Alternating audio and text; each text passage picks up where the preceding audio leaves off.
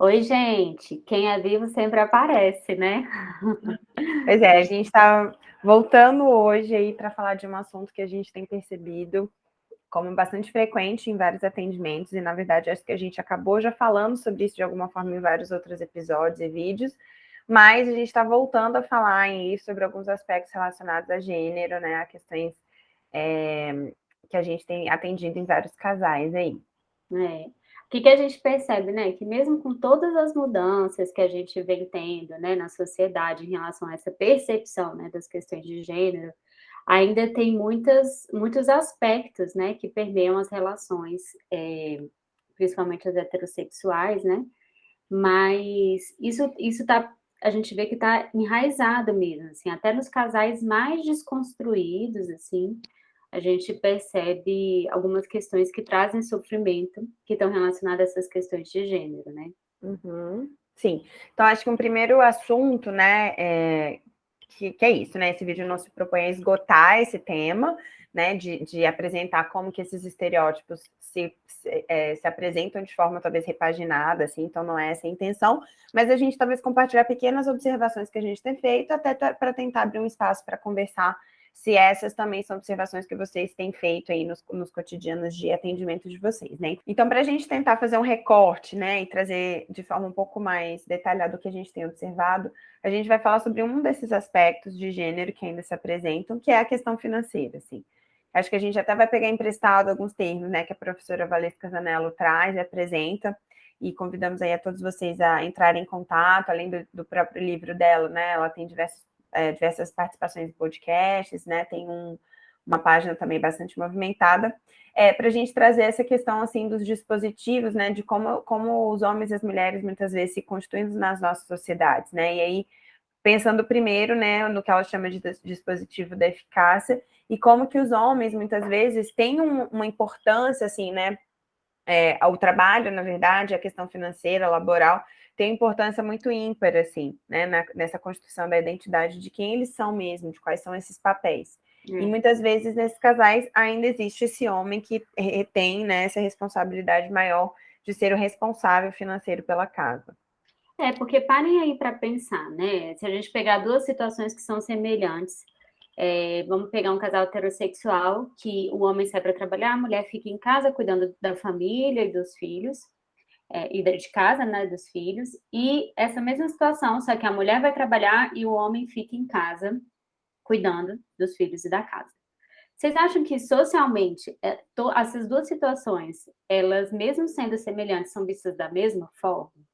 Com certeza não, né? Porque o homem ele vai ser visto como vagabundo, encostado, folgado, enquanto ainda hoje para a mulher isso é muito mais aceito, né? Uhum. Talvez nem ia ser questionado isso para a mulher, né? Embora ainda isso esteja mudando, mas talvez isso nem seria questionado, né?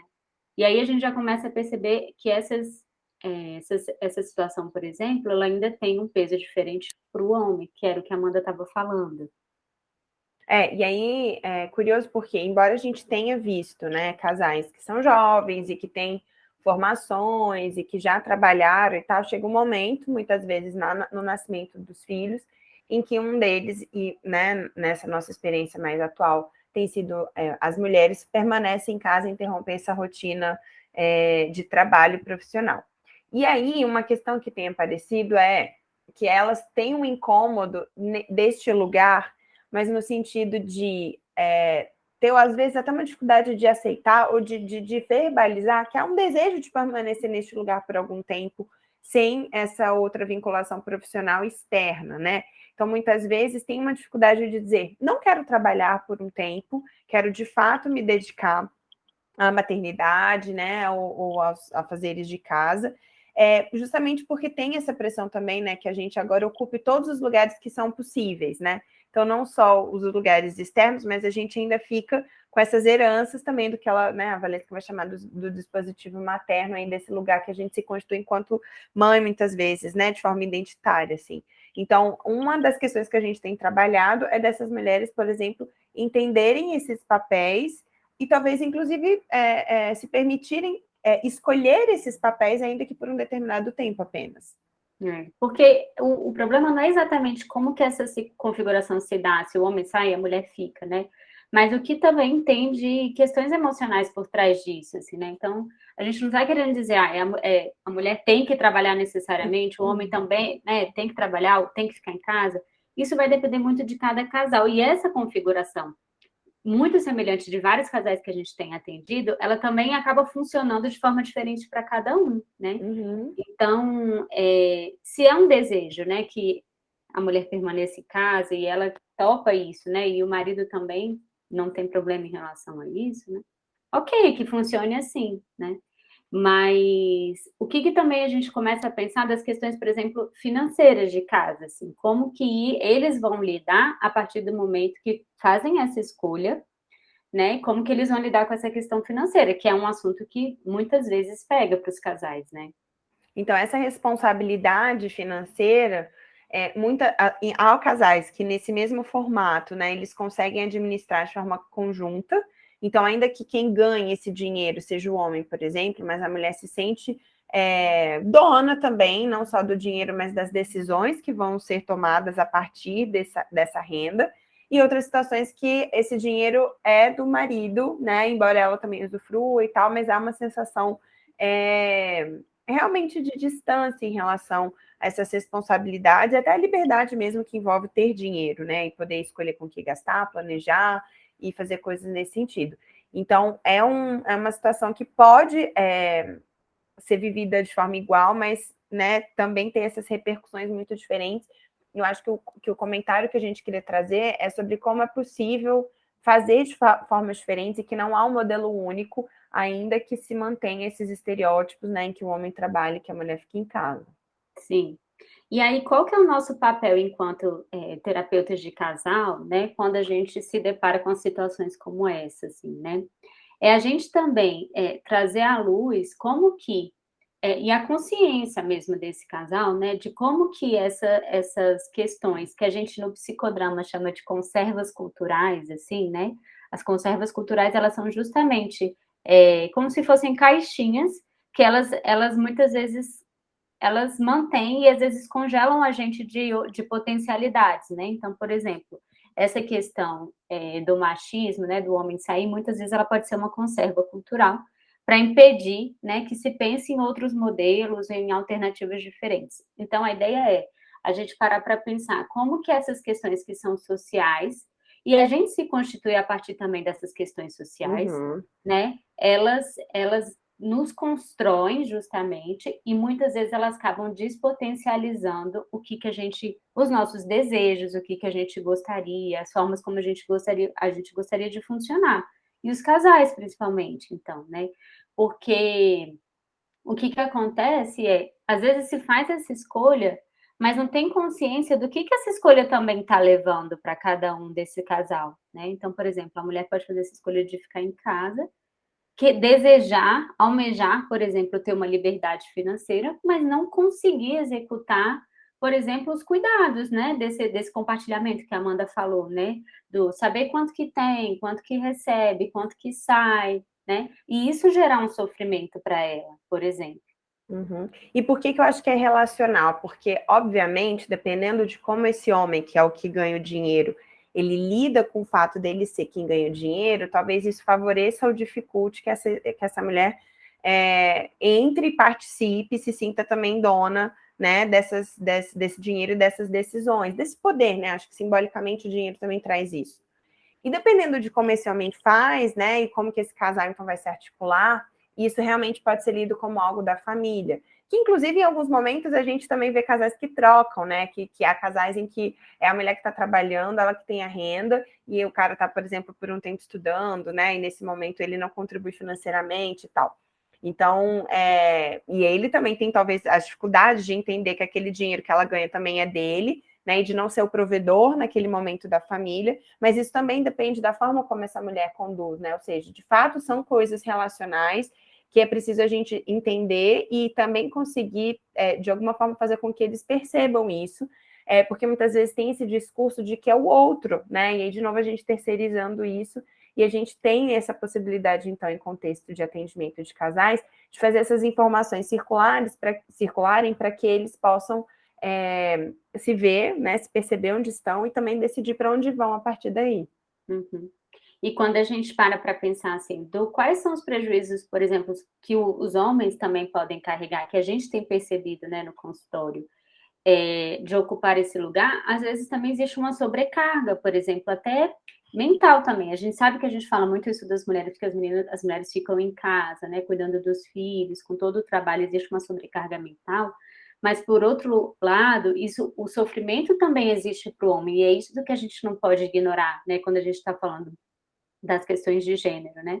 Então, por exemplo, a gente observa alguns homens dos casais que a gente atende que não conseguem, por exemplo, sair do trabalho que estão, porque tem medo, já que são eles os principais, né, que traz o Provadores dinheiro, mesmo, né? provedores mesmo, né. Então, assim, como que eu vou tomar uma decisão de sair do meu trabalho? Eu não posso sair, né, e isso gerar um sofrimento, ou, por exemplo, ter que fazer as decisões, né, sozinhos de casa, sem compartilhar, sem ter quem compartilhar, porque talvez há uma indisponibilidade, né, da outra parte de ouvir, de compartilhar, isso também trazer uma sobrecarga. Então é importante a gente também pensar, para os homens, de também trazer à luz para eles esses sofrimentos que eles têm, estando nesse papel, né, que muitas vezes é do poder e a gente, nem sempre consegue ter esse olhar, assim. Sim.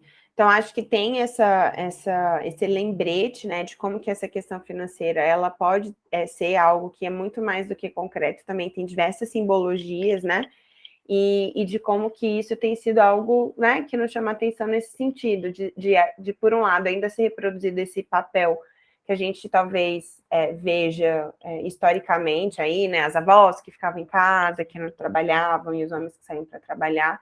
Ou seja, é um pouco de choque, de certa forma, de que isso ainda se reproduz hoje em dia. Por outro lado, a gente tem situações em que isso se reproduz dessa forma atualizada, em que há um desejo da mulher. Eu acho que é importante a gente também dizer que é possível que esse seja um desejo, embora a gente hoje possa, né, enquanto mulher, decidir acessar diversos contextos, a gente pode também decidir acessar apenas o contexto privado, e a gente ouvir isso de mulheres talvez seja difícil, porque é como se isso fosse uma amarra, né, uma limitação, e, na verdade, o que é importante é que ela possa escolher, Uhum. Eu acho que o né? feminismo traz isso, assim, né, o poder da escolha, né, Amanda, assim, é você poder saber, ter consciência das escolhas que você faz, assim, e não fazer só porque socialmente é assim que é aceito, ou porque existe uma pressão X, Y, Z, as conservas culturais para que aconteça de uma determinada forma, né. Sim, e aí eu acho que a questão financeira também tem a ver com esse aspecto de gênero, porque acho que a gente também aprendeu, né, enquanto mulheres, que esse é um assunto de exatas, um assunto que talvez não nos diga respeito, assim, né?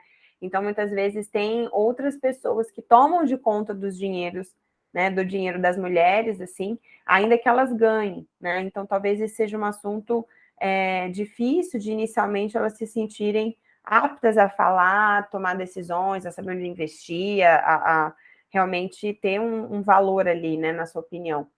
E aí, acho que é importante também a gente trazer isso para o consultório, para que possa ser conversado, inclusive sobre quais são as histórias familiares, né, relacionadas ao dinheiro e como é que foi aprendido sobre esse assunto, para que a gente também consiga entender os aspectos transgeracionais, a força transgeracional que existe quando a gente está falando disso.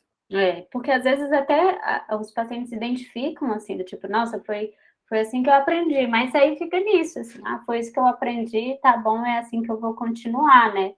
E aí a gente também traz essa percepção do quais são, né, de que forma essa decisão impacta também na sua vida, né? Continuar funcionando dessa forma que você aprendeu.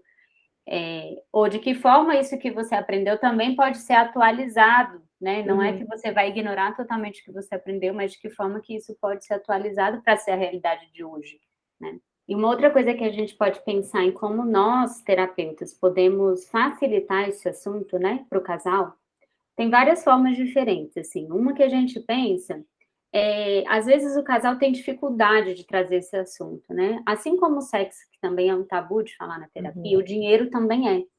Então, ao invés da gente esperar isso ser dito, a gente perguntar como que é para eles essa questão financeira, né? E aí a gente lembrar sempre de fazer isso através de perguntas, para tudo, na verdade, né? E não Uhum. através de informações de como deve ou não ser. mas através de perguntas, como que é para você lidar com esse aspecto? Como que isso, né? Como que isso impacta na relação de vocês? E a gente sempre tentar trazer mesmo que eles não tragam esse assunto.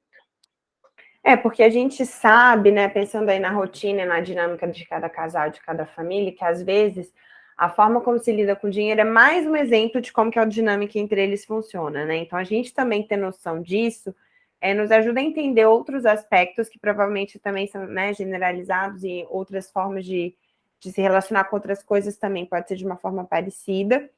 E aí a gente pode também interferir nessa dinâmica, né? Então, às vezes, a gente começa por aí e isso pode se estender a outras questões. Então, a gente, por exemplo, a fazer o acordo, né, financeiro de quanto que vai ser o pagamento com os dois, a cobrança com os dois, que os dois sejam cientes disso, né? Ou seja, talvez um casal não comece sobre o valor ou sobre quem é que vai pagar, mas se a gente coloca isso como uma questão, né, colocando a nossa terapia como um exemplo de como isso pode acontecer, acho que a gente já favorece que esse assunto seja colocado, né, na roda, assim. Então, a gente ter noção dessas informações e também favorecer mudanças nessas dinâmicas pode ser uma das formas de não deixar esse assunto passar. E acho que uma última questão, talvez, seja a gente lembrar, né, da nossa história também relacionada a gênero e finanças, né? Ou seja, como que também a gente saiu de um lugar, de uma família, né, de algumas trajetórias, e que a gente não está ali no atendimento como alguém absolutamente neutro, que, portanto, vai ouvir aquilo e ter uma opinião de fora, porque a gente sempre fala, a gente faz parte daquele sistema na hora que a gente se propõe terapeuta, então, estar atento também às nossas histórias e aos significados que a gente tem a respeito desse assunto, né, das finanças, da questão das questões simbólicas relacionadas ao dinheiro, também é um importante lembrete para que a gente paute as nossas condutas também, né? Até para não interferir, às vezes, negativamente, né, com os posicionamentos que a gente tem. E lembrar também para a gente não ser essa manutenção dos sistemas que são opressores, né? Então, por isso que a gente sempre traz essa pauta do gênero como sendo importante aqui, né? Porque nós somos também esse caminho, né? De não manter esses sistemas que são opressores, que acabam podando mesmo a espontaneidade, a criatividade ali dos pacientes. Sim, isso mesmo. Bom, acho que é isso que a gente tinha para falar dessa questão. Certamente a gente poderia falar em um tempão. Mas compartilhem conosco, assim, também, de que forma que vocês percebem isso no consultório, se é fácil para vocês ou não lidar com esse assunto, né? E a gente quer ouvir vocês. É isso aí. Até a próxima, pessoal. Até!